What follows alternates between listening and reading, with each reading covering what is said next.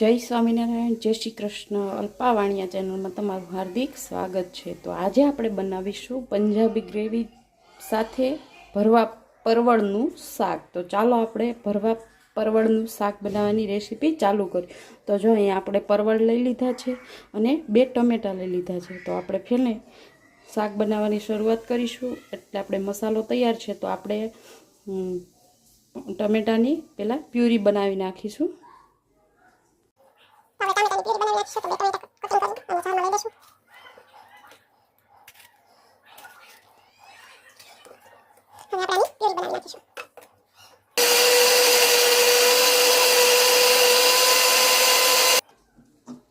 તો આપણે સરસ મજાની ટમેટાની પ્યુરી બનાવી લીધી છે. હવે આપણે આનો વઘાર કરીશું. તો ગ્રેવી બનાવવા માટે આપણે અહીંયા એક બાઉલ લઈ લીધું છે.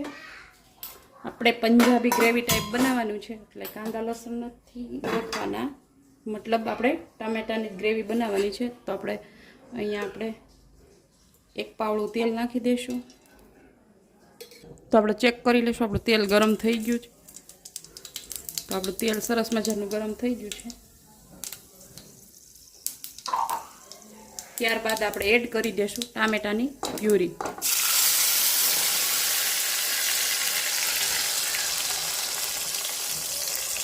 જારમાં થોડું પાણી લઈ અને પ્યુરી લઈ લેશું. હવે સારી રીતના આપણે મિક્સ કરી લેશું. આપણી ટામેટાની પ્યુરી છે તેમાંથી તેલ છૂટું પડવા માંડ્યું છે. તો આપણે રૂટિંગ મસાલા એડ કરી દઈશું. જે આ મસાલા છે તે બધા એડ કરી દઈશું. નમક છે, હળદર, ચટણી, ગરમ મસાલો ને ધાણા જીરું.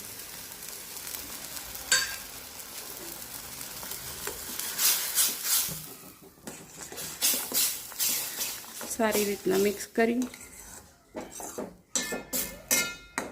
અને ચડવા દેશું. આમાંથી બધું પાણી ઓબ્ઝર્વ થઈ જાય ત્યાં સુધી આપણે આ પ્યુરીને ચડવા દેવાની છે.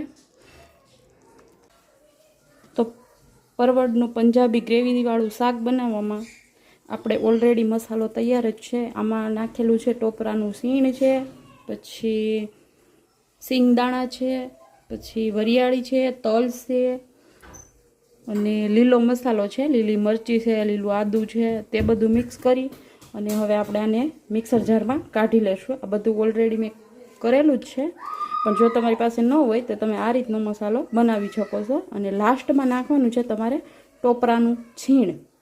તો જો આપણે બધી વસ્તુ મિક્સ કરી દીધી છે. ત્યાં સુધીમાં આપણે પરવળની છાલ ઉતારી લેશું અને અંદરના બીજ કાઢી નાખીશું. તમે આ પરવળનું શાક છે તે એકવાર ચોક્કસથી ટ્રાય કરજો. બહુ મસ્ત રેસીપી લાગે છે. પરવળનું શાક છે તમે ચોક્કસથી એકવાર ટ્રાય કરજો. આ મસ્ત શાક બને છે અને પંજાબી શાક પણ ભૂલાવી દે એવું આ શાક બને છે. તો તમે બનાવજો, ટ્રાય કરજો અને કોમેન્ટ બોક્સમાં કહેજો તમને આ શાક કેવું લાગે છે. અને જો નવા મિત્રો હોય તો લાઈક અને સબસ્ક્રાઈબ કરવાનું ભૂલતા નહીં. અને કોમેન્ટ તો ખાસ કરજો તમને આ રેસીપી કેવી લાગે છે. તો આપણે બધા પરવળમાંથી બી આ રીતના કાઢી લીધા છે અને કાપા પાડી અને ખોલી નાખ્યા છે. અને આ બીજ છે તે તમે આની મસાલો બનાવવામાં પણ ઉપયોગ કરી શકો છો. કે જો આ બીજ છે તેને તમે મિક્સરમાં પીસી અને આનો મસાલામાં એડ પણ કરી શકો છો. પણ મારી પાસે ઓલરેડી મસાલો છે એ માટેથી મેં નથી એડ કર્યા. ટામેટાની પ્યુરી છે તે સરસ મજાની ઠંડી થઈ ગઈ છે. તો હવે આપણે આ મસાલો છે તેમાં એડ કરી દેશું.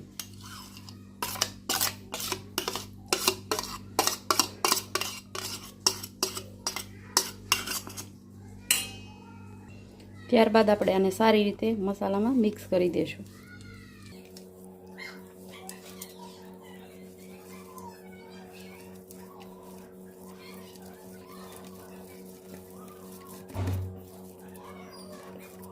તો તમે જોઈ શકો છો કે આપણે મસાલો છે તે સરસ મજાનો મિક્સ થઈ ગયો છે. હવે આપણે આ પરવળ છે તે પરવળમાં ભરી લેશું.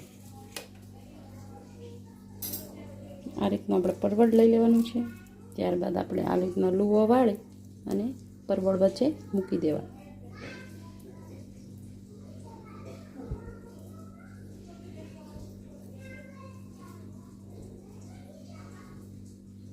આ રીતના આપણે પરવળ ભરી અને સાઈડમાં મૂકતા જશું.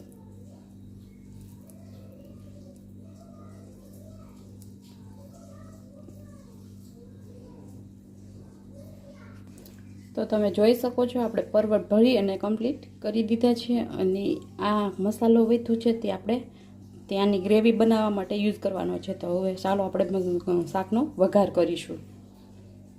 તો આપણે કુકર ગરમ થવા મૂકી દીધું છે. તો હવે આપણે આમાં 2 પાવડા તેલ એડ કરી દઈશું.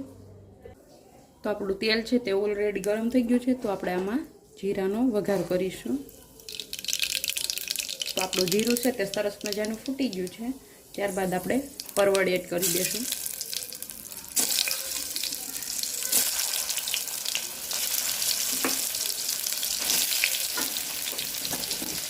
સારી રીતના મિક્સ કરી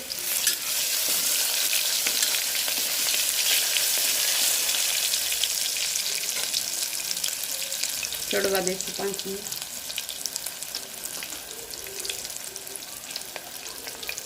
આપણે પરવળનો કલર આવે એટલી જ હળદર એડ કરવાની છે. ત્યારબાદ આપણે થોડો એવો મસાલો ગરમ મસાલો એડ કરીશું. ત્યારબાદ થોડું એવું ધાણા જીરું એડ કરીશું.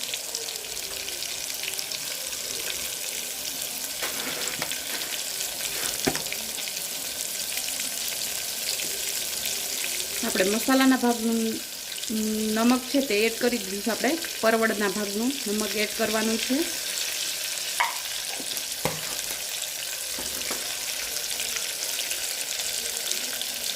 ત્યારબાદ આપણે રૂટિન મસાલા મિક્સ કરી લઈશું.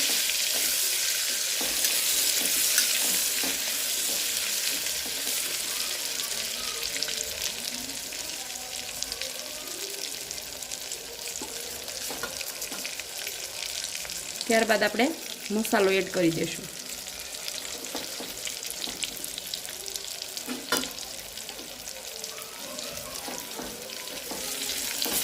સારી રીતના મિક્સ કરી લઈશું.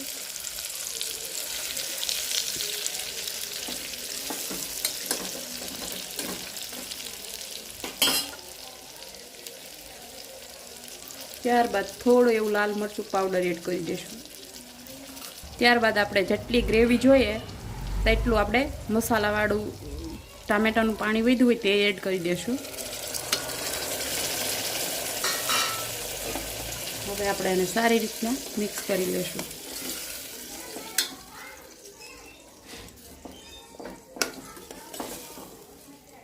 તમારે જે રીતના ગ્રેવી જોતી હોય તે રીતના સરસ મજાનું પાણી એડ કરી અને ગ્રેવી બનાવી અને 3 સીટી વાગવા દેવાની. તો આપણે ઢાંકણ પેક કરી દઈશું.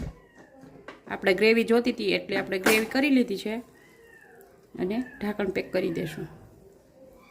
હવે 3 સીટી વાગે ત્યાં સુધી આપણે શાકને પાકવા દઈશું. તો હવે આપણે જોઈ લઈએ આપણા શાકની ગ્રેવી છે તે કેટલી રહી છે. આપણે જોતી હતી એ પ્રમાણે છે. તો જોઈ શકો છો તમે કે આપણે જેટલી ગ્રેવી જોતી હતી તેટલી જ ગ્રેવી બની છે.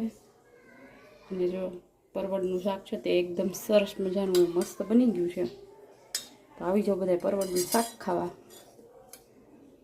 તમને આ રેસીપી કેવી લાગી છે તો કોમેન્ટ બોક્સમાં કહેજો. ફરી મળીશું નવી રેસીપી સાથે. ત્યાં સુધી બાય બાય. જય સ્વામિનારાયણ. જય શ્રી કૃષ્ણ.